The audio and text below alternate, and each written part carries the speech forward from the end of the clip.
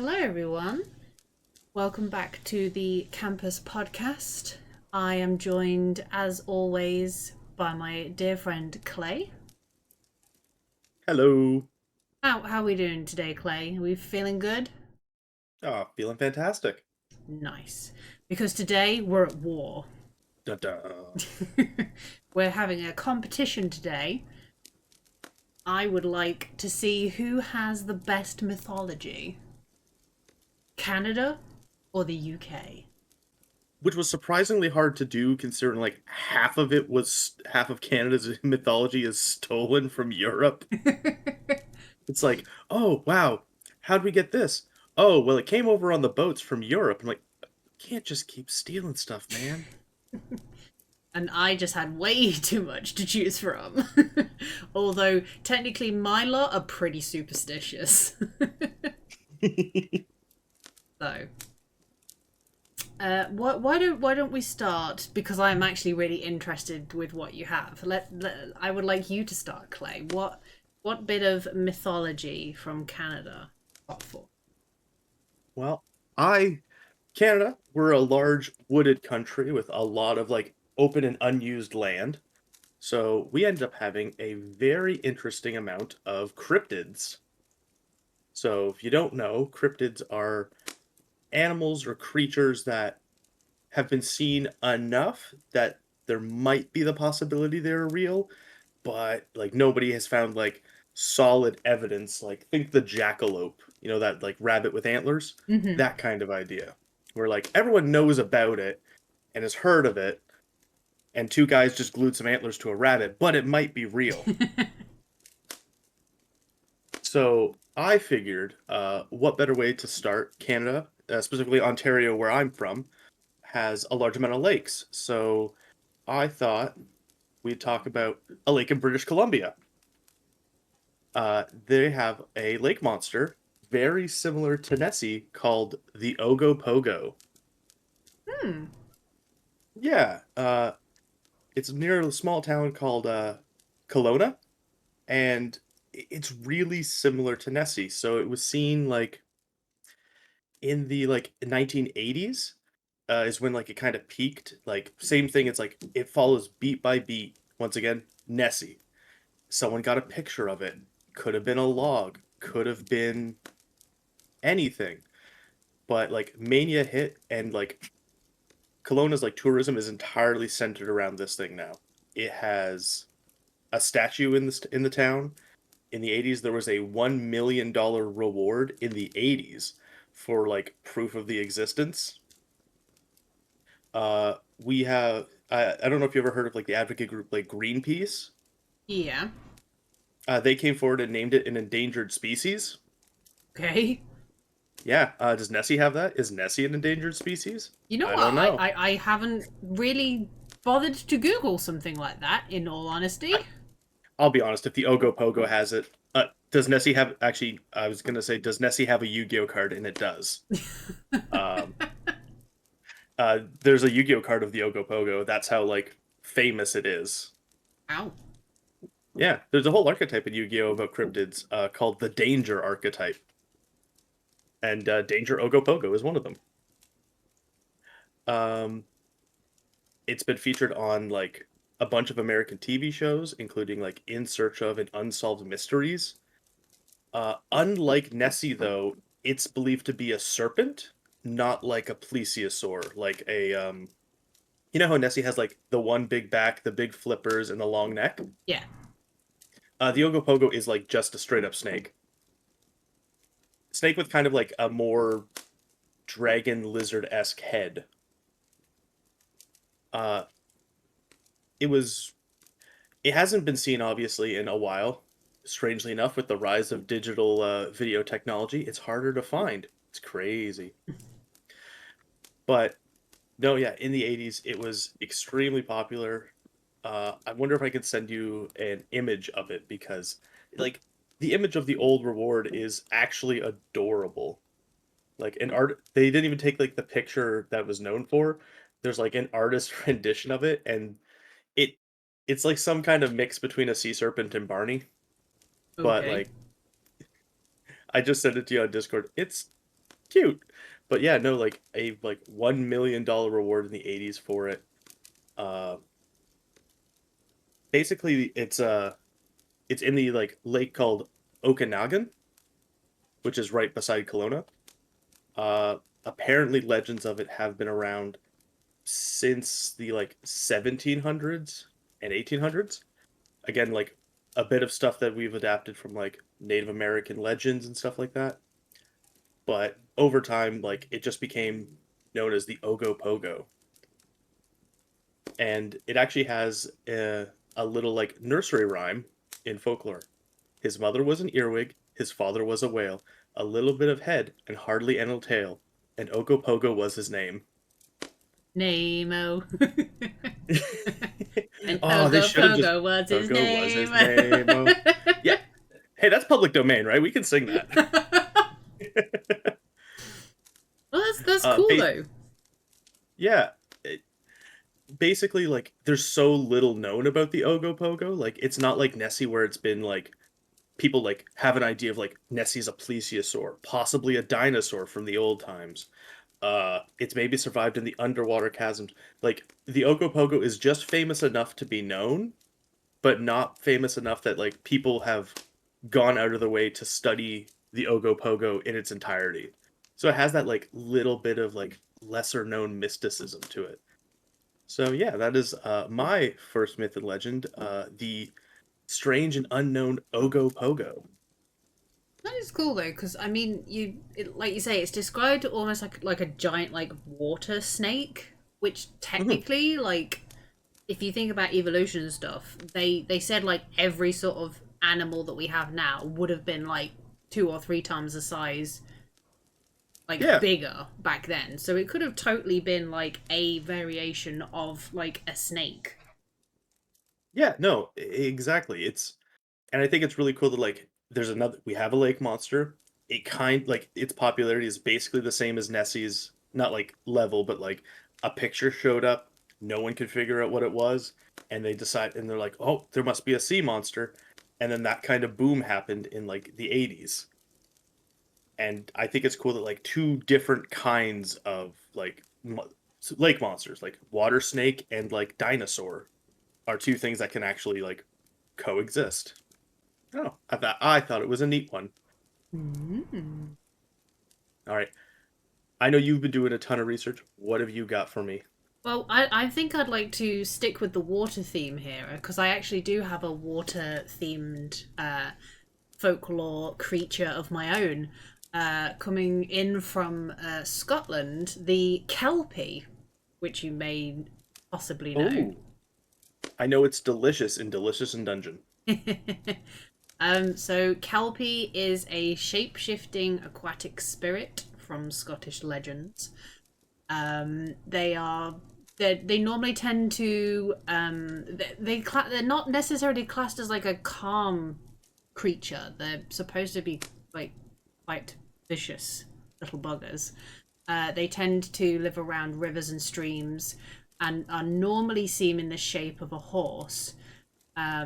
But they obviously they try to appear tame and calm and sort of like interesting enough to lure people to the edge, and then they will drag them down into the water to drown them and eat them. Oh, that's nice of them. Some of them can also change into a human form. Some of them were apparently known to shapeshift into young women to lure men to their death. They've also got the ability to be able to summon like floods of water so they can wash people into the river that they're not able to like lure close enough.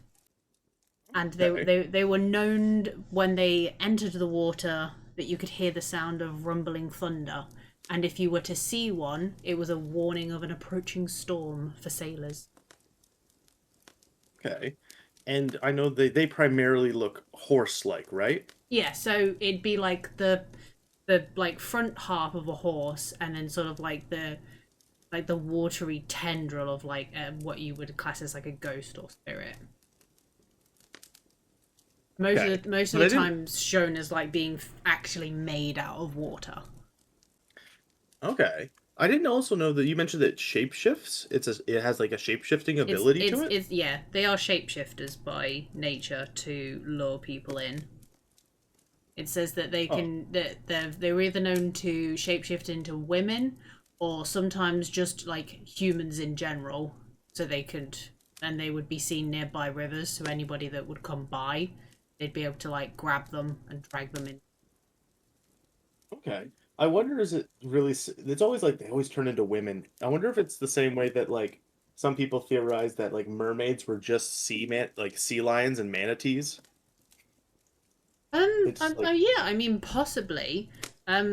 To not that this is of one of my other options as well, but it did come up that was another one called Selkies.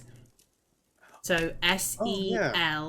Selkie, but they're known to be actually like fairly uh tame, like water creatures.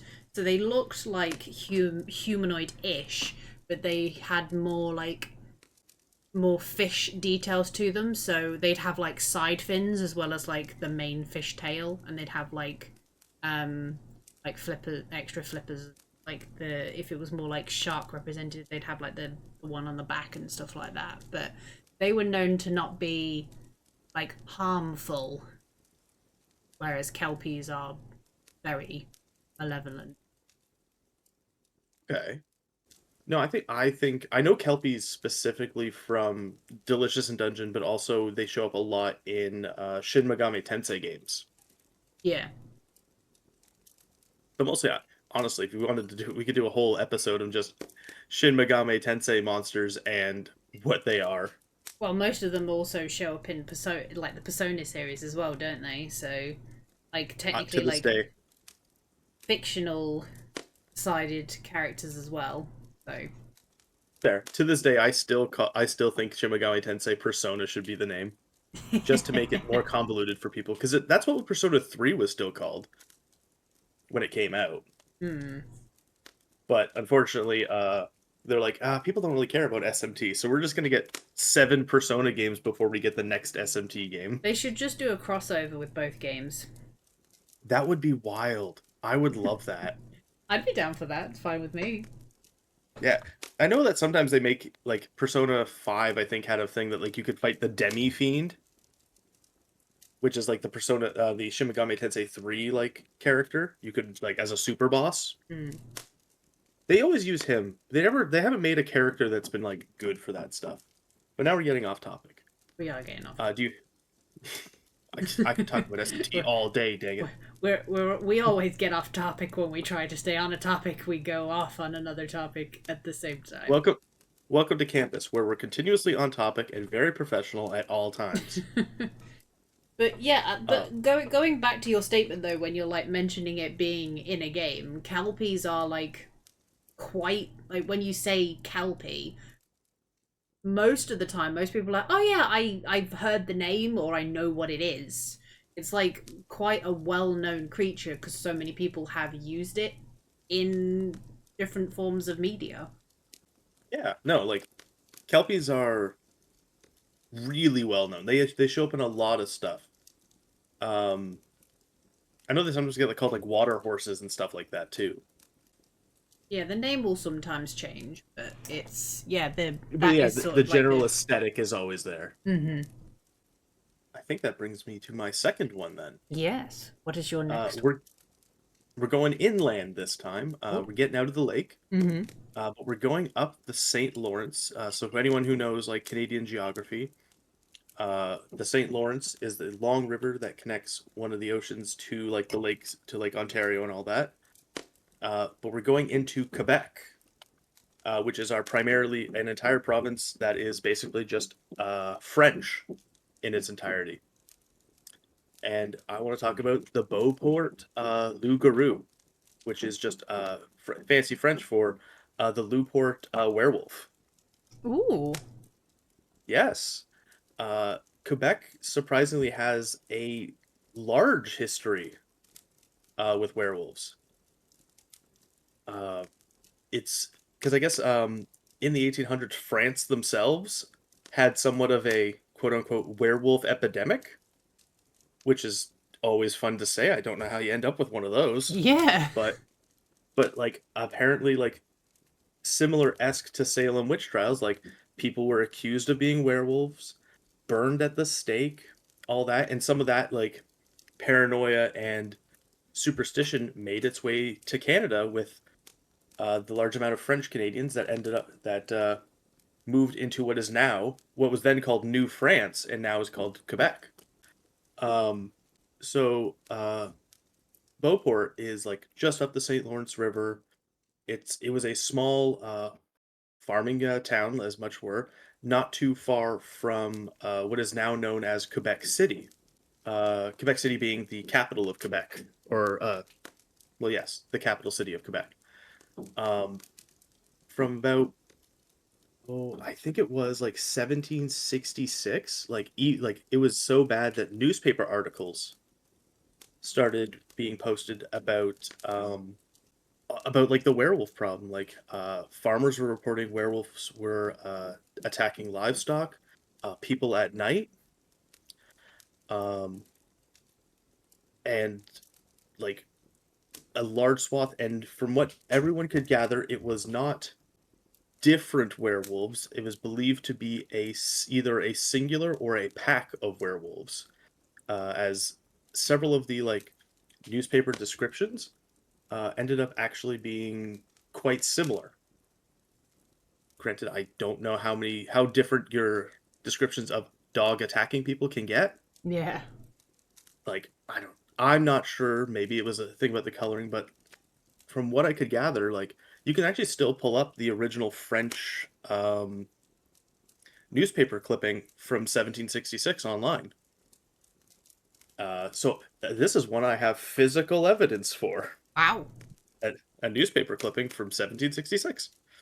Uh, so apparently, it basically this werewolf or werewolves attacked and like pillaged around Beauport and Quebec City for about 5 years in total, and it ended up causing a large stir and ended up with a large hunt where, according to this other article, after more than 100 people had been apparently killed in the course of these several year hunt for the wolf, um, apparently they were able to hunt and kill the werewolf. There is no picture or real description of what happened. It was mostly that apparently um, he it was they ran it out with dogs and they ended up hunting it. And after that, there actually isn't very many reports of werewolves in the area after that. So whether or not this was a werewolf or more likely, with Canada being a large wooded area, uh, regular wolves, who could say? But there's actually some neat parts about the Loup-garou that differ from what we kind of consider regular werewolves. Yeah. And I couldn't find out if it was is it specifically how like French werewolves? I didn't really get into specifically looking up like is it just how French werewolves are or is this a Canadian specific? Um, but they don't change into wolves every full moon. Apparently, uh, the werewolf the werewolf itself will turn into a wolf every night, up to 101 nights in a row. Damn. And the other difference is instead of like them losing themselves, it's reported that apparently like Loup-garou werewolves specifically will retain the ability of human speech, and they don't also it's not specifically werewolves. Sometimes it's described as like a variety of animals, which I think is even funnier because at this point I think we're just talking about a shapeshifter, but it kind of ends up in this umbrella. It was really fun to look at this because like werewolves are well known. You say werewolf, everybody immediately thinks of Van Helsing and that great movie with Hugh Jackman, and thinks Mm-hmm. of that werewolf. Absolutely, American everyone Werewolf does. in London. Absolutely. it so I thought it was like really neat to look at like what is a Canadian spin on it, and though it is still very much within the regular trappings of a werewolf, um, the fact that we have like written news articles from the Quebec Gazette talking about specifically the fact that a werewolf has been terrorizing the city for several years, I think is just a really neat part of Canadian heritage history that is like, oh, hey, we have our own werewolves and they are also very neat. No, that's really cool because I mean, to be honest, when I was looking through like mythology and stuff for here, like werewolves are just not a thing here. We were inundated with witches, but werewolves not a thing here. So Mhm. I don't know where they got the American Werewolf in London story from because there are no werewolves around here. um, briefly to discuss one that I did see but I haven't chosen. There are tales of what is referred to as a black hound, not a werewolf, a black hound, and there's a couple of variations.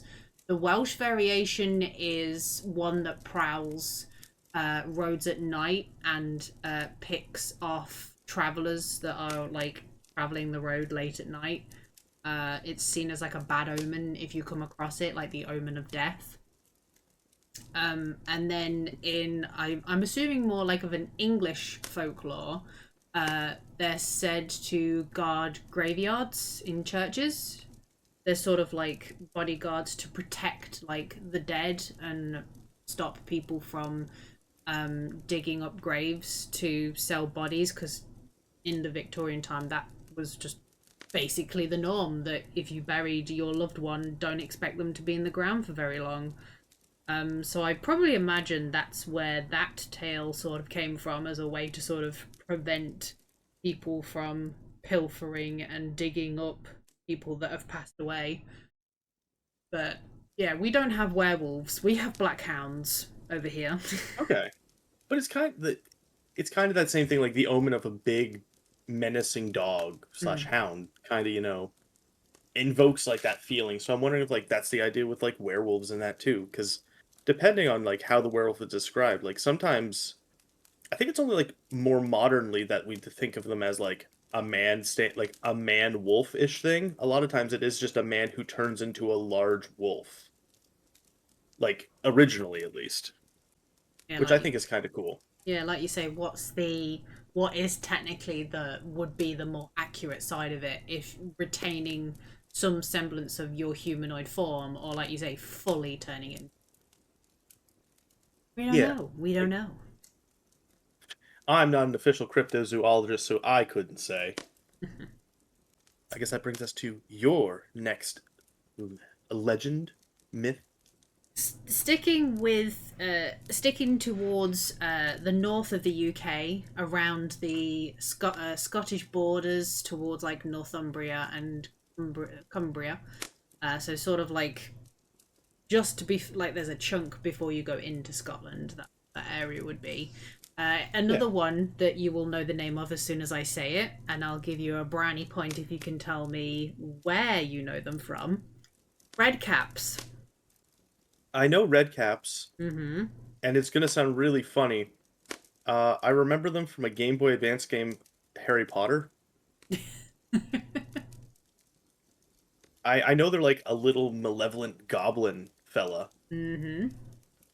They're, they're but they're in a they're in a more modern game though, which is they're where not in you'll get. Baldur's Gate, is there? They're in Baldur's Gate.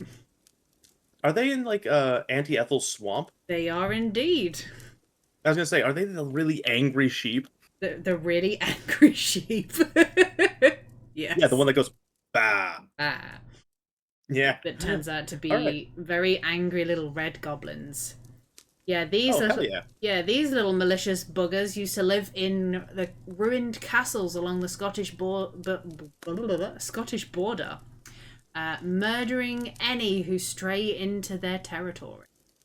And they still wear the red hats that are dyed with their victims' bloods. Keep the hats Oh, red, they must kill regularly because if they don't, they die. You can't so outrun a red cap, they will always catch you. Oh, so wait, is a red cap born with the cap already being red? I'm assuming not. But once they basically have killed someone once and dyed their hat, they must continuously They do it to must keep it red. continuously do it, yeah. Oh my gosh. How long do you think a cap can stay red after you've murdered someone? Well, given sort of the time zone-ish, I imagine this folklore would have been, we probably would have been a lot more of like a wet country. So there would have been Oh. probably like cooler weathers, maybe more rain. Scotland has a lot of rain. Probably not like super warm summers. So I imagine they may have had to have done it quite regularly. The blood comes out in rain. So I'm looking at I nerded a minute for here. I just said, how long does it take to oxidize blood and to turn brown from red? Uh, I'm just like, how long? I want to know how long that like if I see a red cap murder someone, I go like, oh, I'm good.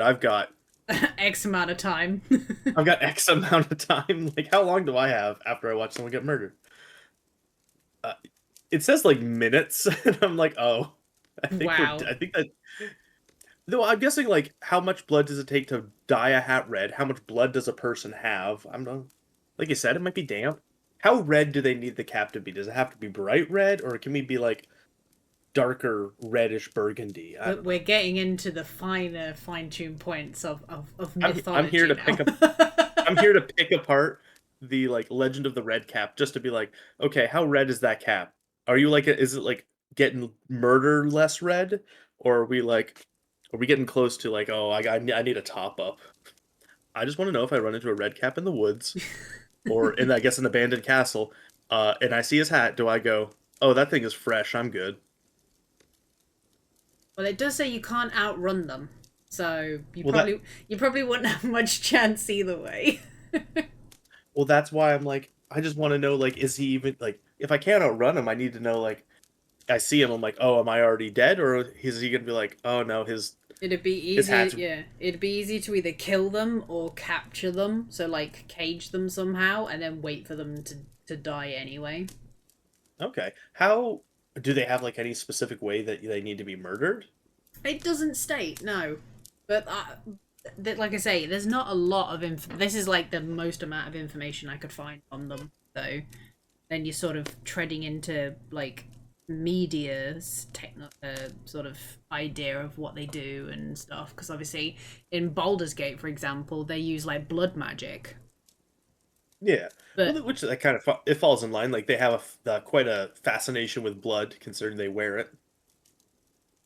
then would that technically go against what would have been their original core principle of like, we probably shouldn't waste blood considering we need it for our hats? Don't want to waste it. That's pretty good. No, I think that's a cool one. Like I have heard of so far, I've heard of kelpies and I've heard of redcaps. But Meg, Mm-hmm. have you ever heard of the Toronto Tunnel Monster? No. No? No, but I'm going to be enlightened. Oh, are you? Oh, you absolutely are. But have you heard about the Cabbage Town Tunnel Monster? Cabbage Town? What? Yeah, the Cabbage Town Tunnel Monster. Uh, If it's not a giant cabbage, I'm going to be very disappointed. no, so fun fact, it's the same monster. Okay. Cabbage Town is actually just like a district in one of the like it's just like a district of Toronto called Cabbage Town. It's just a neighborhood. So Toronto is built on top of a large section of like rivers, and it's believed that like so Toronto adopted all those rivers into like its sewer system and like waterways. Mm-hmm. Basically, there was a story in 1978. So like honestly, pretty like close to modern time. Uh, I also have a newspaper of this one. Canada, we've been really good about preserving our newspapers of the weird Yeah, shit to going be on honest, around town. that's good that you've been preserving that amount of history. That's pretty awesome. Well, it helps when we're only like a 300-year-old like like country. We can preserve almost everything we got. Um, So in like August 1978, a Toronto area man named Ernest, he did not give his full name, 51 years old, um, he lost apparently like one of the kittens from a litter got lost. So he took a flashlight, he left his apartment, which is stated to be on Parliament Street. He found an opening because Toronto was still under much construction at the time. Cabbagetown actually being a relatively new neighborhood at the time. Found like a cave nearby and thought that he was like, oh, maybe the kitten had wandered in here. Armed only with a flashlight, Ernest encountered a creature of unknown origin. He described the monster as long and thin, with almost like a monkey, about 3 feet long, large teeth, only weighing maybe about 30 pounds, with slate gray fur, with orange and red slanted eyes. Uh, Ernest tried to scare it away, but the tunnel monster actually spoke to Ernest. It said, go away, in a hissing voice, and then it ran deeper into the tunnels. Ernest ended up telling the story to his wife, who made him go and tell the newspaper. Uh, According to uh, not eyewitnesses, but like other character witnesses for Ernest, uh, Ernest was not a person known to be telling too many like lies, and our local paper, the local paper that's still in print today, the Toronto Sun, found uh, found a reliable contact that just said like, yeah, Ernest is like one of the handful of people he would have the utmost confidence in and would absolutely believe this story. This prompted more people to go looking for the Cabbagetown or Toronto Tunnel Monster, but it was not found again. Uh, and even Ernest stated like he never saw it past that after it ran deeper into the dark. Uh, like I said, with Toronto's entire city being built atop river and waterways, there are like countless tunnels under there to get lost in. And they come out in, especially in the 1970s, a large number of areas. So it's unknown if like the monster may have like resumed living in the tunnels or may have like left the area altogether. It was just interesting that like we have like what is essentially a bunch of artists' interpretations have been pretty fun as well of this one. It kind of just looks like um, a very like underfed monkey. I was about to say, when you were describing it, I was just like, well, 3 meters is really tall. And then you were like 30 pounds. I was like, that is like stick thin. Yeah, it's like an emaciated monkey, and but capable of speech, with like slanted yellow eyes. I ended up sending you just an image of it to take a look at. It's no one's sure what it is because again, it's capable of speech, which is different, but seems to be weirdly in line with a lot of Canadian cryptids. Like I said, the Canadian version of the werewolf being known to be able to still speak human. It's weird, and like I said, with only one really like well documented encounter with it, it's kind of hard to say whether or not this one is true.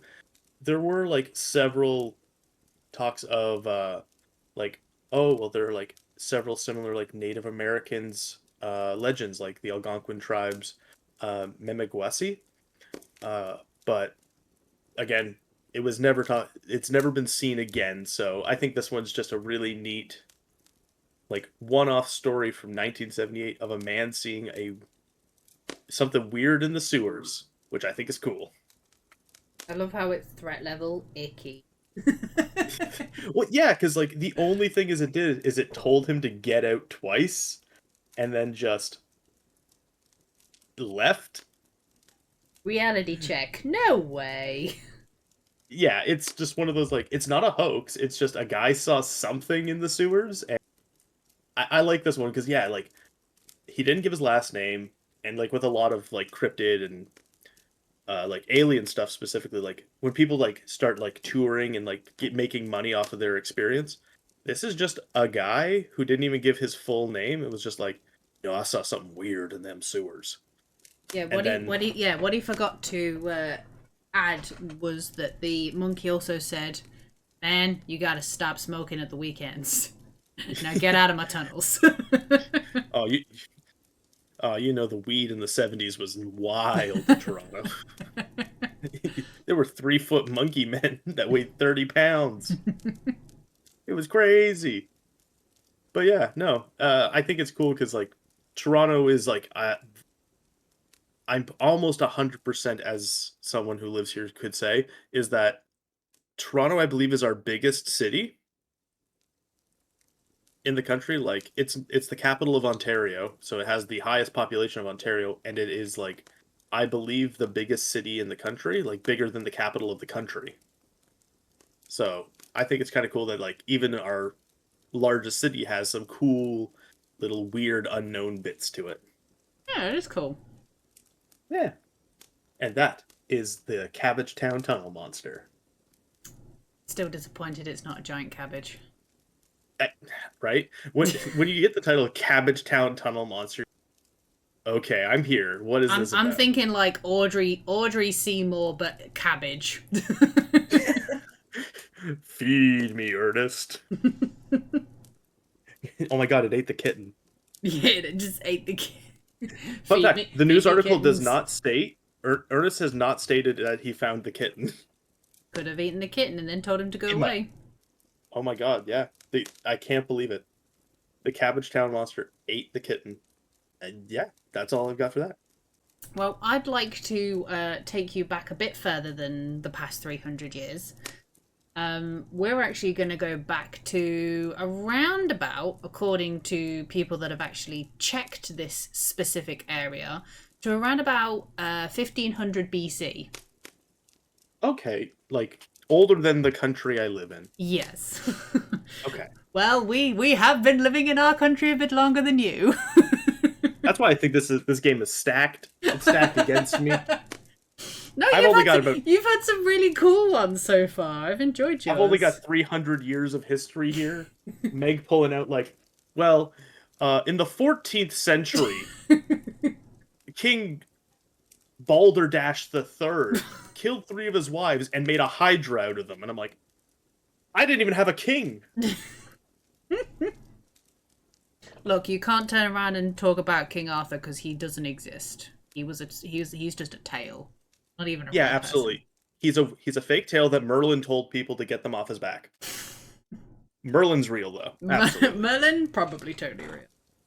Merlin probably totally real. Guy who could pull a sword out of a rock, that's far-fetched. I believe it. I believe the wizard. Oh my god. So yeah, 1500 BC. Okay. We're going to a area in Cumbria, which is also when I mentioned on the first episode of this podcast I called it the Lake District, which is in Cumbria, which is where I'd like to live. Maybe one day. There is quite a large stone circle. I mean, there's loads of stone circles in Cumbria, let alone the rest of the UK. But this one's probably the biggest one in Cumbria.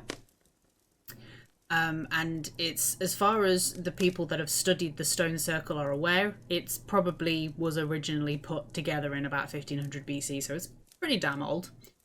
And they obviously believed it would have been meeting places for religious rituals, which is normally what stone circles tend to be sort of used for, that kind of thing.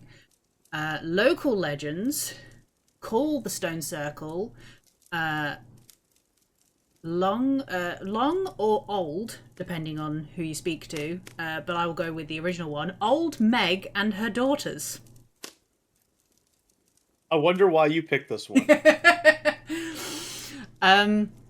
So Old Meg was a witch along with her daughters, who were also witches. But the idea was that they were all turned to stone for profaning a Sabbath. and as they danced wildly on the moors. So all the stones in that circle represent the daughters and Old Mech. Okay. So they're all actually, according to the mythology behind it, they're all actually people that were turned to stone. Most Oh, people say that the area is supposedly got this like weird magical like aura to it, that most people that try to count the amount of stones get a different number every time they count it.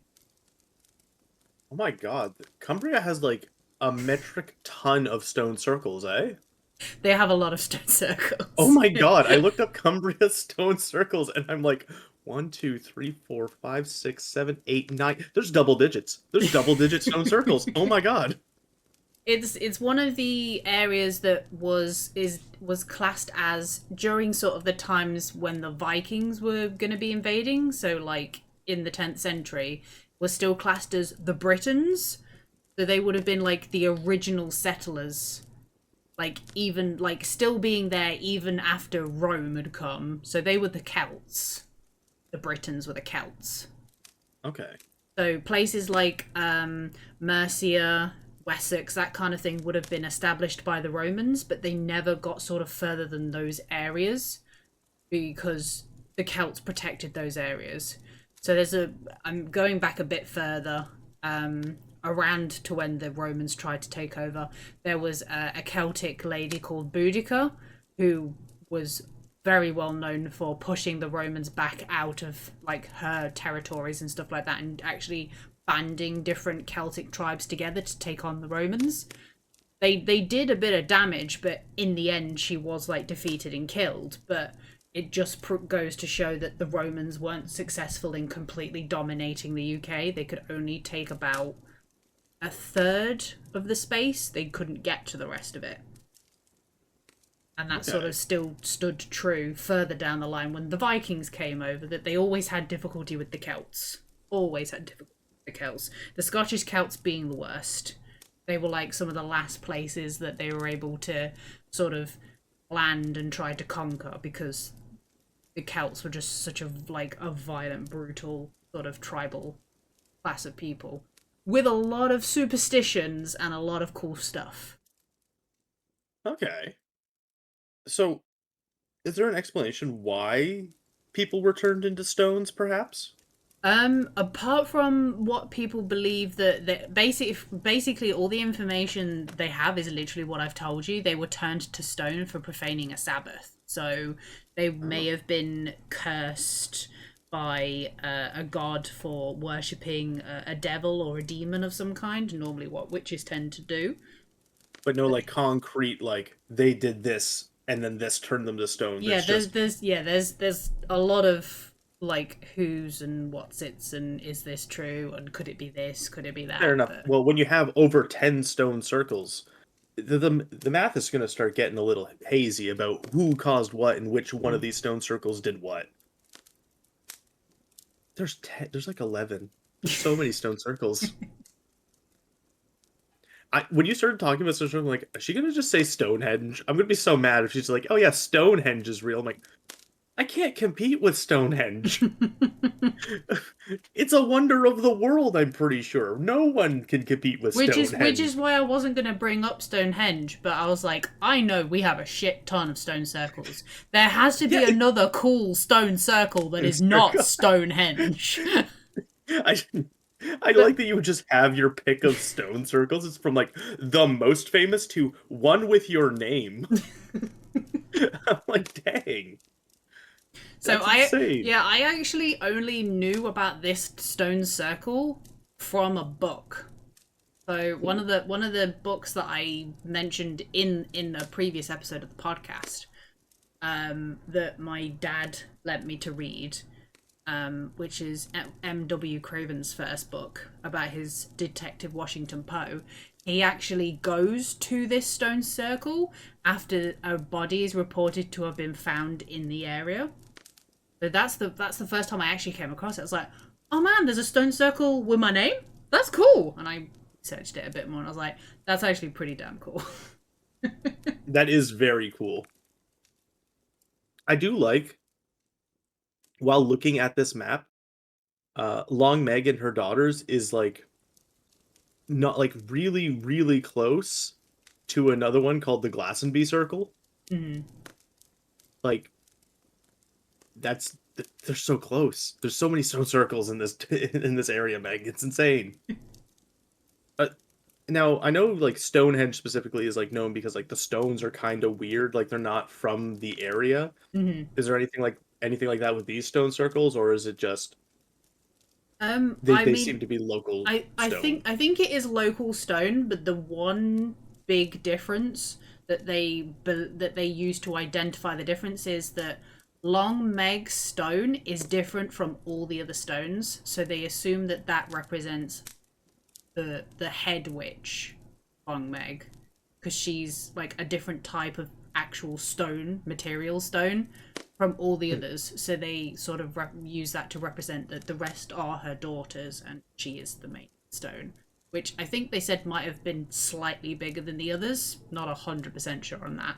But I do know that there was one stone in that circle that is a completely different material type of stone to the rest of them. Okay. Is like Long Meg herself the different stone, or is it just one of the stones is different? They use that to sort of represent that that probably would have been her stone. Mhm. Obviously, there's no proof of that because who was around in 1500 BC to be able to be like, yeah, I was there, totally her. Yeah, not Canada, that's for sure.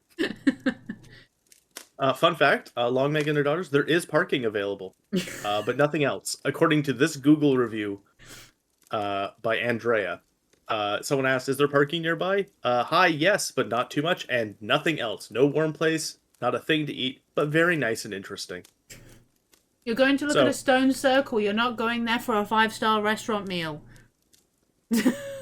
what? There can't be the Long Meg Diner and Grill? Long Meg and her diner. That's all right. Finally, we're branching out. We got business ideas. God. Uh, What else have you got wow. for me? I've got one more, and Mm-hmm. this one's a little less documented. I don't have a newspaper clipping this time. Uh, it's called the Slough, Hmm. not to Okay. be confused with the Slough. The Irish one is the Slough or Fairy Host is like a bunch of souls that like fly around and like haunt people on like Halloween and stuff like that. They're kind of similar to like fairies. In Canada, we have the Slough, which is just Alfred Hitchcock's The Birds, baby. Oh, okay. So like Yeah, oh Murder yeah. of Crows style stuff. They are considered a large amount of black birds with haunting, glowing red eyes.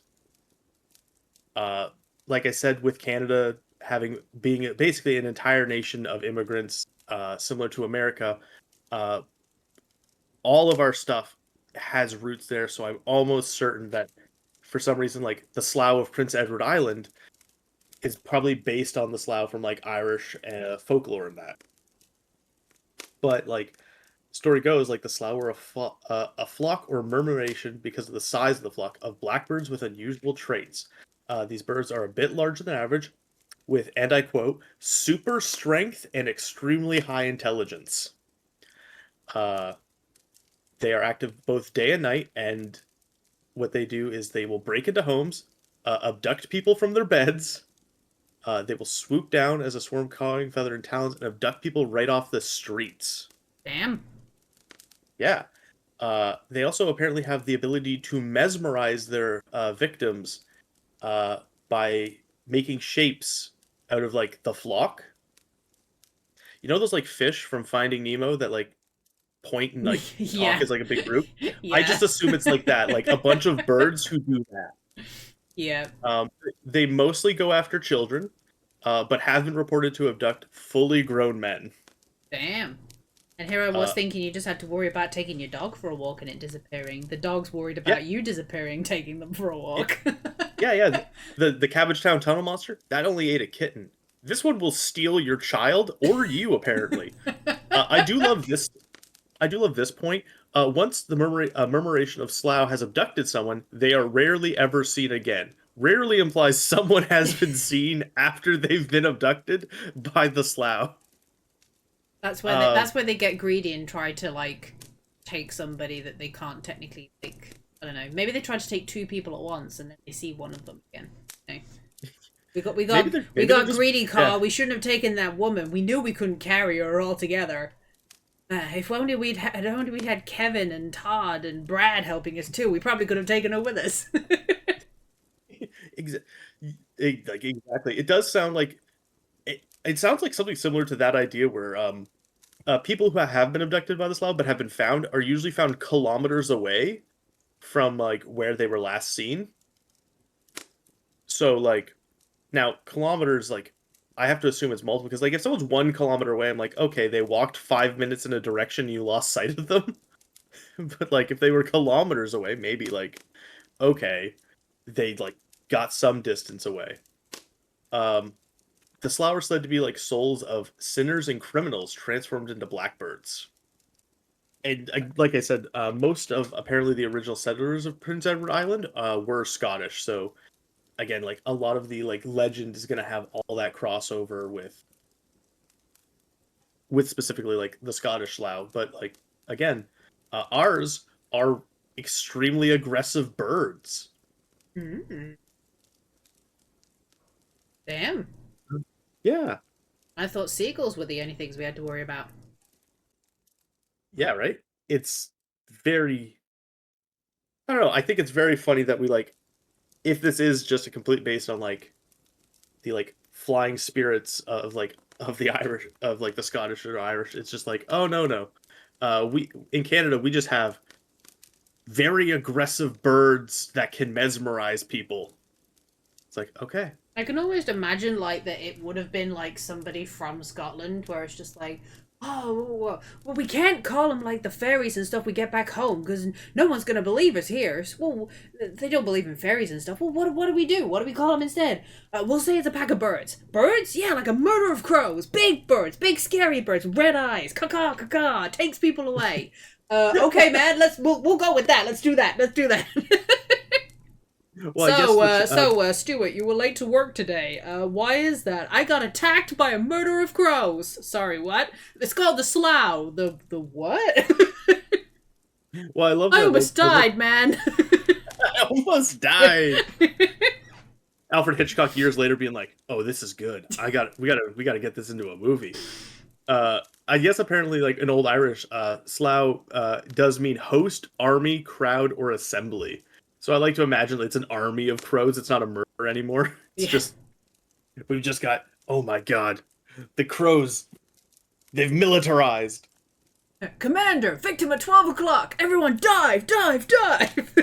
Oh my god. Yeah, but yeah, that's the last of the Canadian cryptids. I think are pretty neat. Which is like, other than the Cabbagetown Tunnel Monster, honestly, at a certain point, like, the last of cryptids that kind of just seem to have gotten off the boat with us. This time it's aggressive birds. Back to you, Meg. Well, I suppose I'll give you a story for the last one. There's actually quite a little bit of information with this one. So I'm going to talk about giants now, or rather specifically one giant by the name of Bel, B-E-L. And this one has a bit of a story, including a bit of a nursery rhyme to go with it as well. So, story time. Here we go. Long ago, before the race of giants had died out in Britain, one of their last numbers lived in a place called Leicestershire. His name was Bel, and he lived 4 or 5 miles of the city called Leicester. Bel was a great boaster and claimed he could reach Leicester on his sorrel mare in 3 huge leaps. His boast was challenged by his friends, and Bel accepted a wager. He mounted his sorrel mare at a place now called Mount Sorrel. His first leap took him high over Rothley, and he landed at a spot now called One Leap. spelled Wanlip. His second mighty jump broke his harness and burst the heart of his gallant steed. His second leap took Belle to a place now called Birstall. Belle forced his mare to her feet and made her undertake one final effort. The horse and rider landed about a mile short of Leicester, and both were killed by the fall. They were buried together in one grave in a place now called Belgrave. And their nursery rhyme goes like this. Mount Sorrel he mounted at, Rothley he rode by, one leap he leaped o'er, at Birstall he burst his gull, at Belgrave he was buried at. And the villages all form roughly a straight line from where he originally lived to the place of Leicester. And all of them were named after this story. Okay. Oh, that's really cool. Is there like a bunch of landmarks specifically that like he caused Belle the Giant? So I mean, technically, all of the places that I mentioned are still called those places. The only slight difference now is that Belgrave used to be an individual village, but it is now part of Leicester. So technically, his bet now stands. He would have won it now because he actually made it to Leicester, because Belgrave is actually part of Leicester now. Oh, that's funny. Damn. I hate when you take a bet too early. But all of the places were called that because of this folk tale. That's really cool.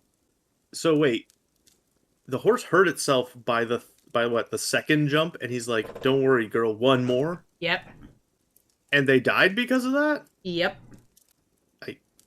Giants will do anything to win a bet. Is that like a fact? Is that like a known thing that I wasn't aware of? Well, I don't know. I mean, most of the time I've seen anything to sort of do with giants and stuff, they tend to be quite a proud sort of race to a point. I think depending on what type of... I mean, if you're referring to giants, then yes, I assume they're sort of more like a proud race. Because when you think of like other ones, people tend to get like trolls and stuff mixed up with giants sometimes, because trolls can be like huge, but they tend to be more like what you see in things like The Hobbit, like the gross like things that just want to eat humans because they just want a tasty meal, whereas like giants are like, you know, size of mountains. They're like huge. Oh, okay. Humanoid creatures. I mean, going to sort of like other variations. I mean, some people in like the Saxon period of time in our country believed in like that there was like a one-legged giant with a giant foot. So I'd take this story with a pinch of salt. in the sense of like what type of giant Belle the Giant was, but the fact that all of these places that are still named these places were named because someone was just like, oh yeah, a giant came through here. It's just like, okay. I like that. See, we're cowards up here in Canada. We didn't stick to calling Quebec New France. I think New France would have been very funny if we kept it that way. Just like, oh wow, we're gonna go on our honeymoon in France. Oh, you're going to France? I'm going to New France. We have poutine. No, I think that's really cool. I do love that like we've had like a wide selection. We've had sea serpents, we've had kelpies, we've had the Cabbagetown Tunnel Monster. It's a league of its own. It has to have its whole name there. Oh yeah, 100%. Yep. We've had giants. We've had redcaps. We've had we've had angry birds. We've had not witches. trademarked. We've had ancient witches. Yep, we've had ancient witches that have become rocks. Mm-hmm.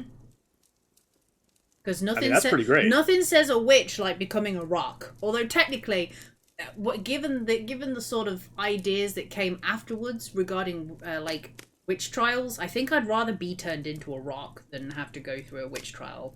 Some of the stuff they used to do was bonkers. Just like, we're going to tie you to this giant stone and drop you into the river. If you But you know what the float, real irony is? if you float, you're a witch. If you sink, you're innocent. But if I sink, doesn't that mean I'm gonna die? Well, that's Better something die innocent than we be a need to do. witch. We need to do this test to ensure you're not a witch. Like, You know what? My favorite. What would be like the bleakest thing ever is you like the trial happens. You get turned into a stone. You get tied to a lady to test if she's a witch. Oh God. Like the most bleak thing possible. You're just I a was a witch, they sentient turned- rock and you're aware that you're being moved. You're like, where's someone taking me? And you can just hear in the background, it's like, we're going to tie you to this rock. You're like, uh-oh. Oh shit. And you're Oh like, shit. You're like, wait. You're like, wait. Does that mean she's gonna float because I'm a witch? As a sentient rock? Is it like guilt by association time? That would have been trippy if the rock floated and the woman just carried on sinking. The rock. Where'd you get that rock, Samuel? I got it from that circle over there. Oh my god, it's You a got witch! You got it from the witch circle. Jesus Christ, Samuel. What's the matter? It's like, now we've got floating rocks. Actually, no, if the rocks floated, someone would be like, so if we just turn people into rocks, we could make a boat out of rocks. Go on. How many of those stones at that circle did you say there was? Well, I counted it one time and it says there were 16, but when I counted it again, it said it was 18. Hang on a minute. How did you count it twice and get a different number each time? For some reason, I went American and I have no idea why.